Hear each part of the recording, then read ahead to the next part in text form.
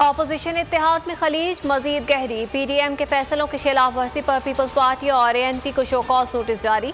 शाहिद खाकान अब्बासी कहते हैं दोनों जमातों से हुकूमती जमात ने वोट हासिल करने पर जवाब मांगा है। हमें फ्रेंडली नहीं हकीकी ऑपोजिशन चाहिए। शो कॉज नोटिस पर पीपल्स पार्टी का इजहार अफसोस। बिलावल की ज़ेर सदारत इजलास में कहा पीपल्स पार्टी किसी को जवाब दे नहीं, वक्त आने पर भरपूर जवाब दिया जाएगा।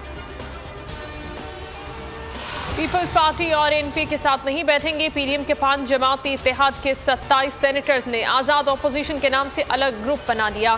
सेनेट में अलहदा अपोजिशन बेंचेस अलॉट करने का मुतालबा। नून लीग के आजम तारड़ ने गिलानी की हिमायत करने वाले 5 सेनेटर्स को बीएपी का तोहफा करार दे दिया।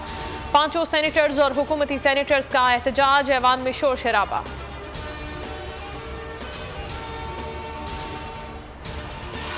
ऑपोजिशन को साथ लेकर चलेंगे और हुकूमत की भी आवाज़ बनेंगे। मुल्क को कई चैलेंज दरपेश हैं जिनके लिए मिलकर काम करना होगा।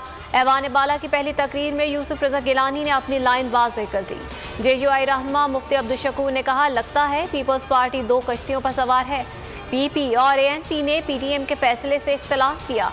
शोकॉज देना जमहूरी तरीक़ाकार है। बोल के प्रोग्राम ऐसे नहीं चलेगा में गुफ्तगू।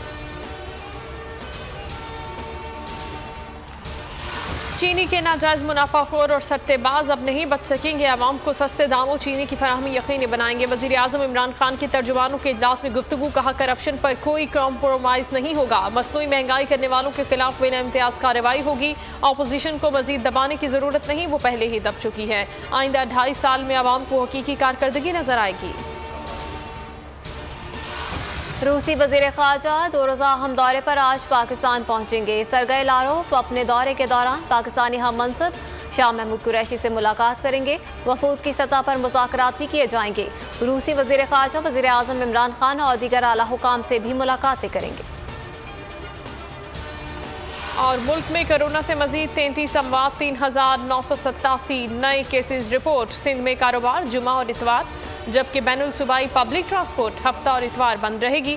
इस्लामाबाद में भी 9 अप्रैल से 25 अप्रैल तक सूबे में 2 रोज़ बैनुल सूबाई ट्रांसपोर्ट बंद रहेगी।